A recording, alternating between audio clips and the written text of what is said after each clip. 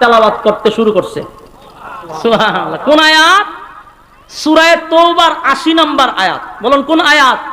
সূরা তাওবার ৮০ নম্বর আয়াত। হযরত ওমর রাসূলের চতুর্দিকে ঘুরতেছে আর এই আয়াত পড়তেছে, ইস্তাগফির লাহুম আও লা তাস্তাগফির লাহুম ইন তাস্তাগফির লাহুম ৭০ মাররাতান ফালান ইয়াগফিরাল্লাহু লাহুম ذلك بأنهم كفروا بالله ورسوله والله لا يهدي القوم الفاسقين। এই আয়াত ঘুরতেছে আর পড়তেছে। সুবহানাল্লাহ। বারবার খলিফাতুল মুসলিমিন ওমর যখন রাসূলের চতুর্দিকে ঘুরে আর আয়াতগুলি পড়তেছিল, আল্লাহর নবীর বোঝার আর বাকি নাই। নবীজি বুঝতে পারছে ওমর বারবার আমার চতুর্দিকে ঘুরে আর আয়াতগুলি কেন পড়তেছে। আল্লাহর নবীর চতুর্দিকে ঘুরে আর জুড়ে জুড়ে জুড়ে জুড়ে জুড়ে জুড়ে ইস্তাগফির লাহুম আও লা তাস্তাগফির লাহুম ইন তাস্তাগফির লাহুম ৭০ মাররাতান ফালান ইয়াগফিরাল্লাহু লাহুম ذلك بأنهم كفروا بالله ورسوله والله لا يهدي القوم الفاسقين। আয়াত কারীম হযরত ওমর রাসূলের চতুর্দিকে ঘুরে আর এই আয়াতগুলো যখন পড়তেছিল, আল্লাহর নবী বুঝতে পেরে বলেন, ওমর রে, এই আয়াত তুমি আমার কান পর্যন্ত বারবার বারবার কেন পড়তেছ? এই আয়াতের মধ্যে আল্লাহ স্পষ্ট বলে দিল, আরে নবী যদি মুনাফিকের জন্য একবার নয় গো ৭০ বার যদি আমি মুনাফিকের জন্য দোয়া করি, আমার আল্লাহ আমারে ঘোষণা দিল ৭০ বার দোয়া করলেও মালিক আমার দোয়া মুনাফিকের জন্য কবুল করবে না। বুঝতে পারছি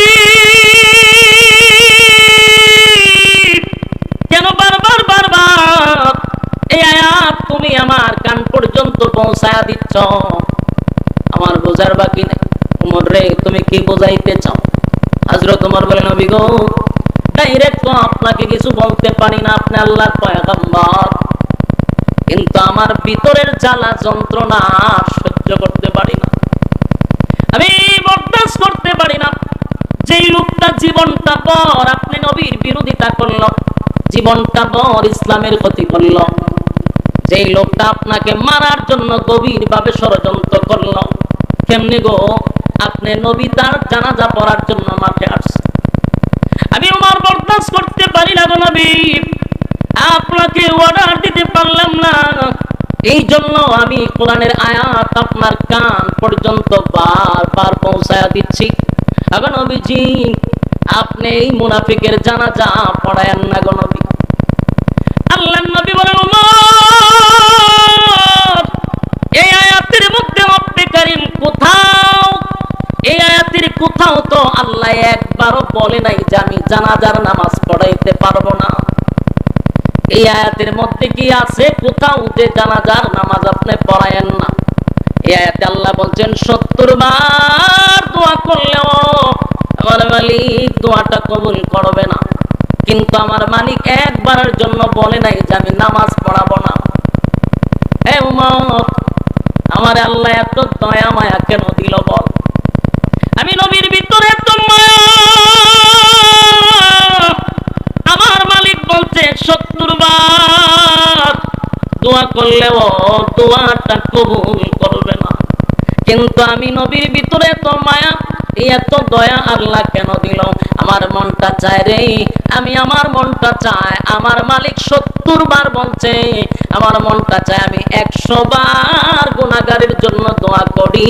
আমার মালিক যদি ১০০ বার দোয়া করার বরকতে আমার গুনাহগার উম্মতকে মাফ করে দেয়, আমি রাসূল খুশি। জোরে কোন সুবহান। এ যুবক ভাই, এ নবীর কত মায়া দেখছনি?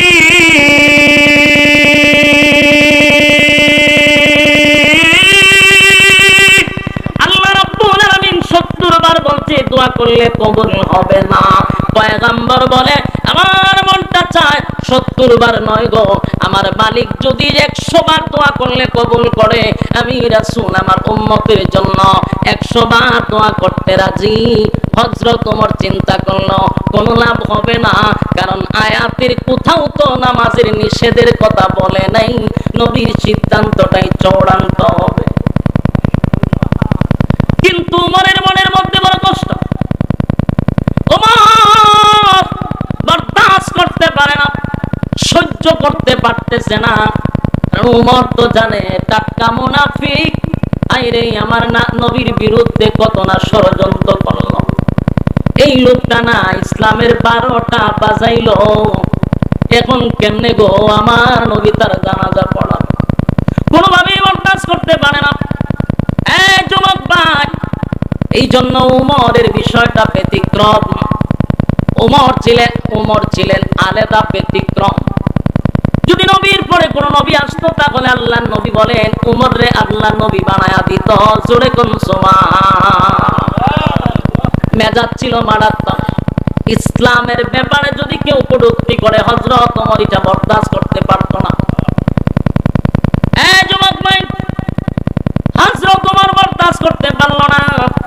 নবীর সিদ্ধান্ত হলো জানাজা পড়াবে, কিন্তু হযরত ওমর নবীর আয়াত শুনাইলো বটে, কিন্তু নবী বলল ওমর রে আয়াতের কোথাও তো নামাজের কথা নিষেধ নাই।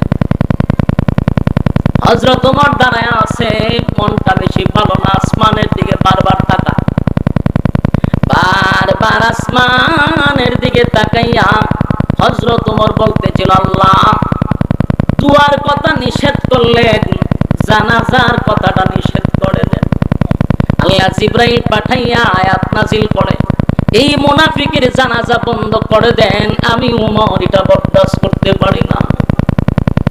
এই যুবক ভাই, ইসলামের জন্য কত মায়া, ইসলামের জন্য হযরত ওমরের কত মায়া। ওমর ছিল বড় মারাত্মক, ওমরের হুঙ্কার ইসলামের জন্য বড় নিয়ামত ছিল। যেই দিন হযরত ওমর কালেমাটা গ্রহণ করলো, সেদিনই হযরত ওমর নবীকে বললেন নবী গো আমার একটা বক্তব্যের জন্য দেন, আমি 1 মিনিট একটা বক্তব্য দিব। আল্লাহর নবী বলেন কি বক্তব্য দিবা? বলে দেন আমার অনুমতি। নবী তার অনুমতি দিল। হযরত ওমর দাঁড়াইয়া মক্কার মধ্যে দাঁড়াইয়া বলতে লাগলো, এ মক্কার লোকেরা কে আসো আমার সামনে আসো, যার স্ত্রী বিধবা করতে চাও আমি ওমরের তরবারির নিচে আসো, যার সন্তানগুলি এতিম করতে চাও আমি ওমরের তরবারির নিচে আসো। আজকের থেকে আমি ঘোষণা দিলাম লা ইলাহা ইল্লাল্লাহু মুহাম্মাদুর রাসূলুল্লাহ সাল্লাল্লাহু আলাইহি ওয়াসাল্লাম। আবু জাহিল বক্তব্য শুননা ঘর থেকে বাইরেছে, কেডায় রে ওই কেডারে তোমার বক্তব্য দেয়? ঘর থেকে বাহির হইয়া যখন দেখে হযরত ওমর তরবারি হাতে লইয়া বক্তব্য দেয়, আবু জাহিল আবার দৌড় মাইরা ঘরে গিয়া দরজা লাগাই দিছে। ওই সর্বনাশ সর্বনাশ, ওমরের তরবারির সামনে গেলে আমার সন্তান এতিম হবে। সেই ওমর অন্যায়টা পছন্দ করে না। হযরত ওমর আসমানের দিকে তাকায় আর বলে মালিক আপনি আয়াতটা নাজিল করে দেন, দোয়া নিষেধ করছেন, এবার নামাজটাও বন্ধ কইরা দেন গো। আল্লাহর নবী নামাজের জন্য প্রস্তুতি নিবে এমন সময় নবী আব্দুল্লাহ ইবনে উবাই ইবনে সুলুল এত বড় মুনাফিকের সামনে গিয়া নবী দাঁড়াইয়া নবীজির জবান মোবারক থেকে একটু তুতু লাগাইছে। তুতুটা নিয়া আব্দুল্লাহ ইবনে উবাই ইবনে সুলুলের মুখে লাগায়া দিছে।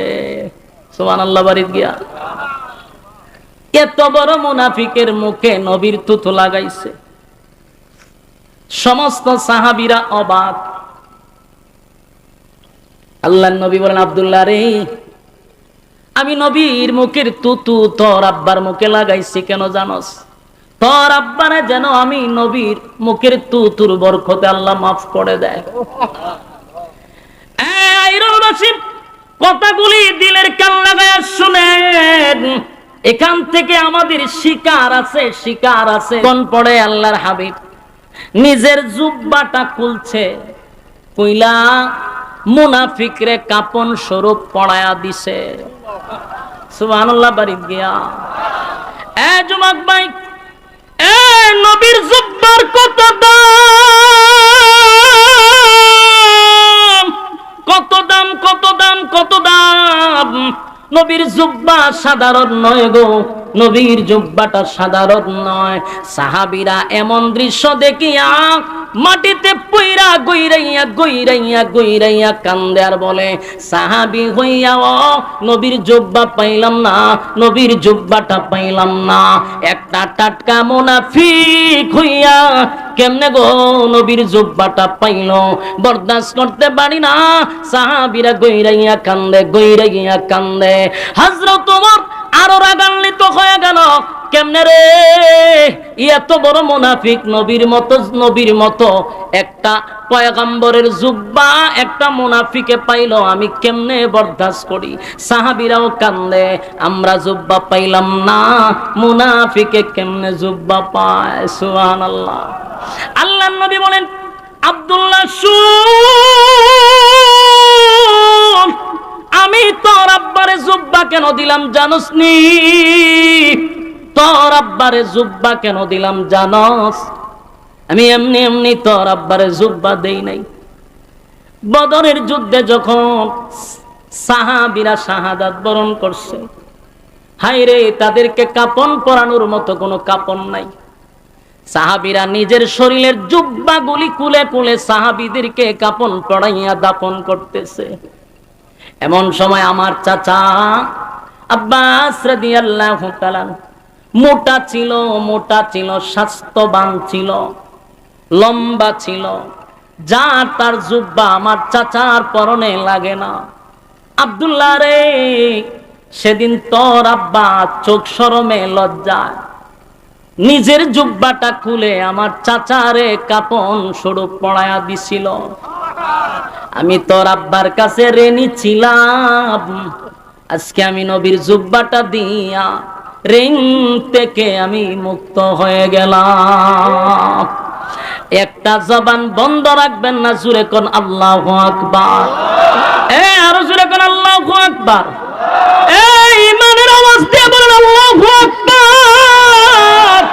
আমার নবীর কত মায়া দেখছনি। একটা মুনাফিক রে নবীর জুব্বা পড়ায়া দিল গো, নবীর জুব্বা পড়ায়া দিল, নবীর জুব্বা পাইল মুনাফিকে। আর নবী বলেন, আমি আমার জুব্বা তোর আব্বারে পড়ায়া দিলাম, আমি তোর আব্বার মুখে তুতুটাও লাগায়া দিলাম। উপস্থিত সাহাবীরা কান্দে, এই দৃশ্য দেখে আফসোস করে। এমনকি হযরত ওমর রাগে রাগান্বিত হইয়া চতুর্দিকে তাকায় আর আসমানের দিকে তাকায় আর বলে, মালিক জানাজার নামাজ বন্ধ করে দেন। আল্লাহর হাবিব সেখানে উপস্থিত 1000 মুনাফিক, 1000 মুনাফিক এই জানাজার নামাজে উপস্থিত হইছে। জানাজা পড়ার জন্য নয় গো, জানাজা দেখার জন্য আসছে। কথা কি বুঝতেছেন? জানাজা দেখার জন্য আসছে। কেন?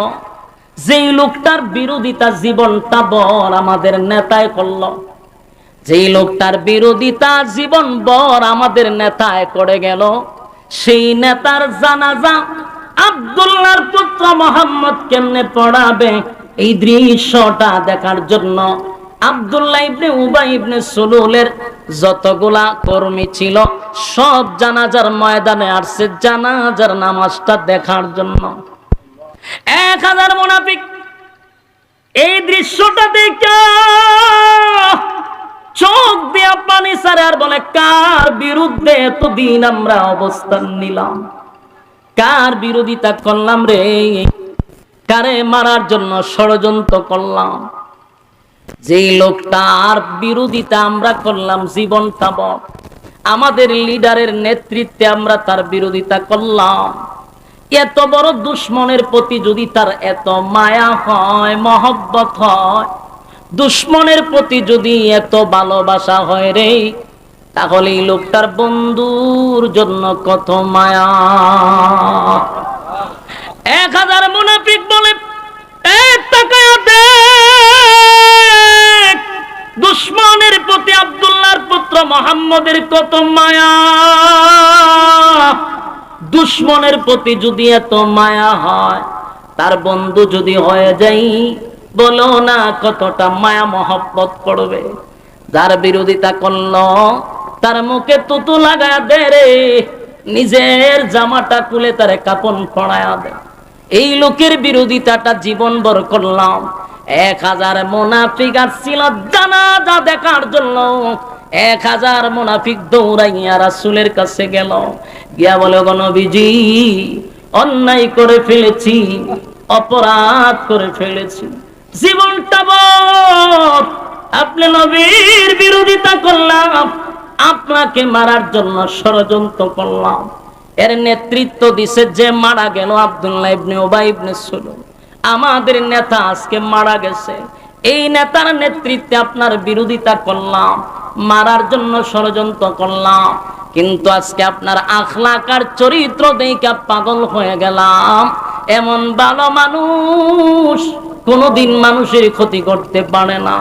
আপনি আল্লাহর পয়গম্বর, এর মধ্যে কোনো সন্দেহ নাই। আজকে আমরা বুঝতে পারছি, তাই আর ভুলে থাকতে চাই না।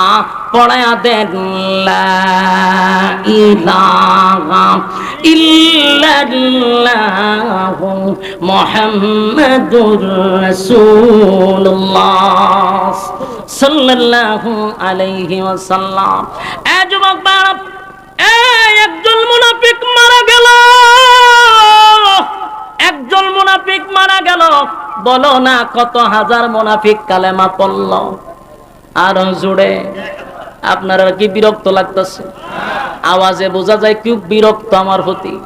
সেটা দিতাম। যুবক বাপ, কথাগুলি দিলের কান লাগায় শুনেন।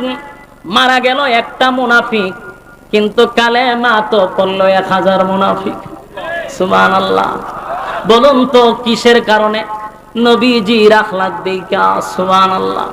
কথা কর না, নবীর কি দেখা? আজিম ছিল চরিত্র। কি ছিল? আজিম চরিত্র ছিল। ওয়া ইন্নাকা লাআলা খুলুকিন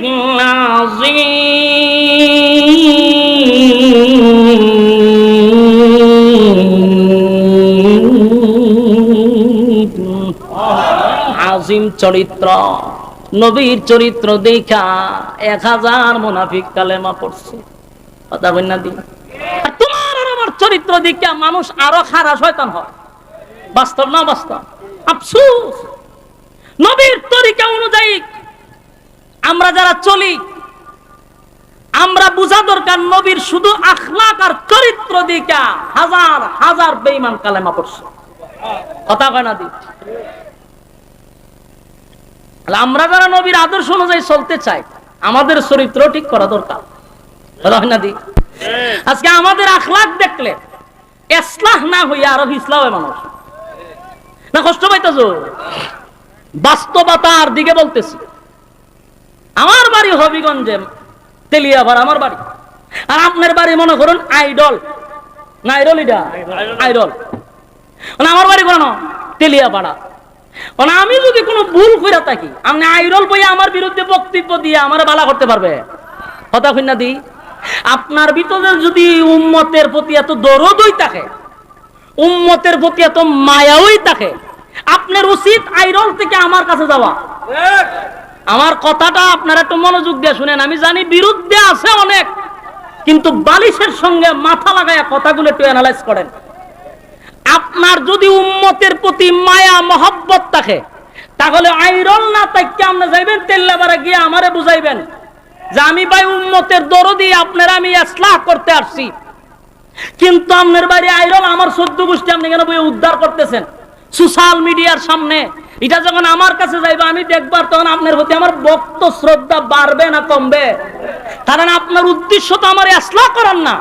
আপনার উদ্দেশ্য হইল সব সময় আপনি আলোচনায় থাকতে চান। আপনি যখন দেখেন আপনার আর কোনো টপিক নাই, আপনি যখন দেখেন আপনার আলোচনার আর কোনো সূত্র নাই, তখন করতেন কি? একটা না একটা কথা বললে তো আপনি ট্রেন্ডিং এ থাকতেইব। তখন আপনি মানুষের দোষগুলা টান্না টান্না আইনা বিভিন্ন মঞ্চে বৈশা ওই 100 কিলোমিটার দূরের বিরুদ্ধে আপনি লাগাই দিচ্ছেন। এর দ্বারা ইসলাহ হয় না, বরং পিছলা হয়। এটা উম্মতের প্রতি আপনার দরদ না, উম্মতের প্রতি আপনার দরদ নয়। এগুলা কতদিন আর চলবে? এবার বন্ধ হওয়া দরকার। কথা কন, বন্ধ হওয়া। রাসূলের উম্মতের প্রতি যদি আপনার দরদ থাকে, মায়া থাকে, মহব্বত থাকে, তাহলে আপনি আমার কাছে যাইবেন, আমি আপনার কাছে যাব। যদি আমার উদ্দেশ্য থাকে ভালো, আর আমার উদ্দেশ্য হলে আমি সব সময় একটা আলোচনায় থাকতে চাই, তাহলে তো আমার যে কোনো একটা টপিক টুকায় বাইর করতে হবে, যে আমার আলোচনা থাকতে হইব। তাহলে আপনার উদ্দেশ্য ভালো না, আপনার উদ্দেশ্য বড় খারাপ। সম্মানিত শুধু রাসূলের মায়া আর মহব্বত দেখেন উম্মতের প্রতি, যার আদর্শ দেখে 1000 মুনাফিক কালেমা পড়ছে। আর আমরা হঠাৎ দিন ধরে সোশ্যাল মিডিয়ায় দেখতেছেন অবস্থা, এর দ্বারা আলেমদের কাছ থেকে মানুষ অনেক দূরে চলে যাচ্ছে। আমি আফসোস করি ভাই, আস্তে আস্তে এমন একটা সময় আসবে মানুষ উলামায়ে কেরামদেরকে আর ইজ্জত করবে না। কারণ আমরা গুতাগুতি, আমাদের মধ্যে যে গুতাগুতি শুরু হয়েছে, 2 দিন পরে আমরার কাছে দোয়ার লেগে যাইতে হইব। তখন তো আমরার কাছে আয়ে কিছুদিন পরে আমরা কি এখন ভাই সাহেব আমরা দোয়া করি, আমরা লক্ষণ বেশি বালা না। ফান থেকে চুন ফললো এ খামড়ায় দিলা কে রে ভাই, তোমার ভিতরে যদি দরদ থাকে তুমি পার্সোনাল নাম্বারে ফোন দাও। গত কিছুদিন ধরে দেখতেছি আমার একটা সঙ্গীত এখনো বাইরেছে না, এখনো এটা রিলিজই হয় নাই, যা শুধু আমি রেকর্ড করতাম গেলাম, এটা 30 সেকেন্ডের ভিডিওটা সারা হয়েছে, এটা নিয়েও সমালোচনা শুরু করে দিছে, এখনো রিলিজই হয়েছে না। কেন? তোমার আর অন্য কোনো আলোচনা নাই? সারাটা দিন বইয়া খালি খার কোন দোষ আছে এটি বইয়ে বইয়ে নোট করে ডায়েরিতে, এরপরে এই নোটটা দেয় মিডিয়ার কাছে যে তুই কিন্তু সময় মতে আমার কাগজটা ধরাই দিস। কারণ আমার কিন্তু এখন আলোচনা থাকতে পারতাছি না, কারণ বড় বড় বাংলার বাগরা বাইরিছে, এখন আমার খাওয়া নাই, আমার মার্কেটে খাওয়াই তুইব। আর খাওয়াইতে গেলে আমার কাছে কাগজ দিস, আমি কিছু আলোচনা থাকতে হইব, কারণ ভাইরাল ব্যক্তিদের ব্যাপারে যদি কথা না বলি আমি তো ভাইরাল হইতাম না। এই মন মানসিকতার থেকে বাইরে আসতে হবে, এই কুরুচিপূর্ণ মন মানসিকতার থেকে বেরিয়ে আসতে হবে। ইজ্জতের জায়গায় আছেন, ইজ্জতের জায়গায় থাকেন। একটা সময় মানুষ মাথা, বাংলাদেশের মানুষ যত চিনেন, সম্মান দিতে দিতে আসমানও তুলে, আবার জুতা দা ফিডাই আমনি সালামায়। এটা বাংলাদেশ, কথা কই না দি। আমরা বাংলাদেশে একজন বক্তা আছে শেখ আহমদুল্লাহর সাথে যে লাগছে, এখন তারে কিন্তু আমরাই উপরে উঠাইছি, এখন আমরা এবার নিচে লামাইতেছি। কেড়ে অত আবেগ কেড়ে আপনারা, উড়াইবার সময় স্মরণ থাকে না, লামাইবার সময় মেরা স্মরণ থাকে না। এগুলো হইল গিয়া বাউতাবাদী ছাড়া কিছু না। একটা ফেসবুকে কিন্তু নাস্তিকরাও থাকে, রামবামরাও থাকে, খালি আলেমরা থাকে না। আমরা যে খামরা খামরি শুরু করছি, ফলাফল কিন্তু ভালো হবে না। আমার ক্ষুদ্র জ্ঞান থেকে বলি, একজনকে রাহবার মেনে বাংলাদেশের রাস্তা আমরা চলবো, যারে রাহবার মাইনা। কথা কোন ঠিক কিনা? এখন যেহেতু বাংলার বাঘ ফিরে আসছে, আমরা তারে রাহবার হিসেবে মানি, অসুবিধা কি? একজনের নেতৃত্বে চলেন, গুতাগুতি বাদ দেন, বাদ দিয়া চলেন সামনের দিকে, আমাদেরকে টেকাইবার মতো কেউ থাকবে না। আর যেইভাবে খামরা খামরি শুরু হয়েছে, আমরা ফতনও বেশি সময় না। আল্লাহ আমাদের হেফাজত করুক, আমিন। সম্মানিত সুধী, রাসূল সাল্লাল্লাহু আলাইহি সাল্লামের শুধু আখলাক আর চরিত্র দিকা 1000 মুনাফিক ছিল তামসা দেখবার লাগিয়া, তামসা দিকে কালেমা পড়ে নিছে। সুবহানাল্লাহ, এলা আদর্শ, রাসূলের আদর্শ ছিল এটা। তো এখন মুনাফিকরা কালেমা পড়ছে, তখন সবাই খুশি না? কথা কই না দি? জানাজার মাঠে সবাই খুশি, কয় আই সব বনাই 1000 মুনাফিক কালেমা পড়ছে, সবাই খুশি। কিন্তু একজন মানুষ আরো রাগে রাগান্বিত হইছে, উনি হলেন হযরত ওমর। উনি রাগ হইল কেন? উনার রাগটা আরো বাড়ছে। কেন বাড়ছে? যে এতক্ষণ রাসূল আমাকে বলছে যে আয়াতের মধ্যে আল্লাহ বলছে শুধু দোয়া নিষেধ করছে, কিন্তু জানাজার কথা তো নিষেধ করে নাই। কিন্তু রাসূল তখন স্পষ্ট হয়ে গেছে, যার কর্মীরা নিজেই বলছে যে হে আমাদের নেতা ছিল, যার কর্মীরা কি বলছে, সে আমাদের নেতা ছিল, তার নেতৃত্বে আপনার বিরোধিতা করছে, ইসলামের 12টা বাজাইছে। তো রাসূল তখন ক্লিয়ার হয়েছে। কথা হয় না দি? এখন কেন জানাজা পড়াবে? কথাটা বুঝতেছেন না? হযরত ওমরের যুক্তি আছে না নাই? এখন তো রাসূল বুঝতে পারছে যে সে টাটকা মুনাফিক, কারণ তার কর্মীরা বলছে তার নেতৃত্বে আমরা ইসলামের ক্ষতি করছি। এখন কেন আবার রাসূল জানাজা পড়াবে? হযরত ওমরের রাগ কমছে না। উমর বারবার আসমানের দিকে তাকায়, আল্লাহ আল্লাহ তাড়াতাড়ি আয়াত পাঠিয়ে দেন। আর রাসূলের সিদ্ধান্ত হলো জানাজা আমি পড়াবো। রাসূল জানাজা পড়াইবার লাগা জানাজার মুসল্লায় চলে গেছে। এমন কি রাসূল জানাজা পড়াইও লাইছে। কথা বুঝতেছেন? জানাজা শেষ, সবাই খুশি। উমরের মনে অনেক কষ্ট, মনের কষ্ট নিয়ে বসে রয়েছে। কিছুক্ষণ পরে রাসূল হযরত উমর তাকায়া দেখে আল্লাহর রাসূল জানাজা শেষ হয়েছে, ভালো কথা। এখন লাশের পিছনে পিছনে রাসূল হাইটা কবরস্থানে যাইতেছে। এটা দেখতে উমরের মেজাজ আরো গরম হয়েছে। উমরের কত হইলো জানাজা আপনি পড়াইছেন তো শেষ, এখন আবার গুরুস্থানে যান কেন? নিশ্চয়ই আপনি এর জন্য দোয়া করবেন। তাহলে এই আয়াত তো কেন আছে, ইস্তাগফির লাহুম আও লা তাস্তাগফির লাহুম ইন তাস্তাগফির লাহুম ৭০ মাররাতান ফালান ইয়াগফিরাল্লাহু লাহুম যালিকা বিআন্নাহুম কাফারু বিল্লাহি ওয়া রাসূলিহি ওয়াল্লাহু আ'লাম। এই ওয়া রাসূলি এখান পর্যন্ত আল্লাহ বলছেন যে আপনি নবী যদি ইস্তাগফির লাহুম আও লা তাস্তাগফির লাহুম, আপনি নবী যদি ৭০ বারের দোয়া করেন, আমি মুনাফিকের জন্য দোয়া কবুল করব না। তাহলে এখন উমরের কত হইলো? দোয়ার কথা না, আপনি কইছেন যে দোয়ার কথা আছে, নামাজের কথা নাই। কবরস্থানে যেহেতু আপনি যাইতেছেন, তাহলে নিশ্চয়ই আপনি দোয়া করবেন। কথা হয় না? হযরত উমর এখন আরো রাগ হইছে। রাগ হইয়া এখন তো উমর লাল হয়ে গেছে, বারবার বলতেছে আল্লাহ আপনি আয়াত নাযিল করে আগে রাসূলকে জানাই দিবেন, দোয়া করলে কবুল হবে না। রাসূল তো এখন কবরস্থানে গেছে, দোয়া করবে। হযরত উমর পেরেশান।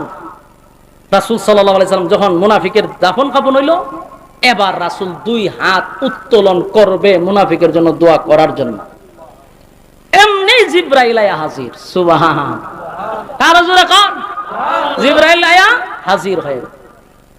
জিবরাইল বলেন আগে নবীজি দোয়াটা করেন, পরে আগে শুনেন আয়াত নাজিল হয়ে গেছে। সুবহানাল্লাহ। আপনি দোয়া করবেন না, আপনার উমরের সিদ্ধান্তটাকে আল্লাহ পছন্দ করছে। কার সিদ্ধান্ত? উমরের সিদ্ধান্ত আল্লাহ পছন্দ করছে। উমরের মেজাজ মতে আল্লাহ কোরআনের আয়াত নাযিল করছে। হ্যাঁ সুবহানাল্লাহ। এজন্য উমরকে বলা হয় মেজাজে ওহী। সুবহান, যার মর্জি মেজাজ মতো কোরআনে প্রায় 21 জায়গা আল্লাহ আয়াত নাযিল করছে। কি বুঝলেন? এই যুবক ভাই, জিবরাইল আলাইহিস সালাতু ওয়াস সালাম এসে বলেন নবী গো দোয়া করবেন, পড়ে শুনেন আয়াত নাযিল হয়ে গেছে। আপনার উমরের সিদ্ধান্তটাই হলো চূড়ান্ত সিদ্ধান্ত।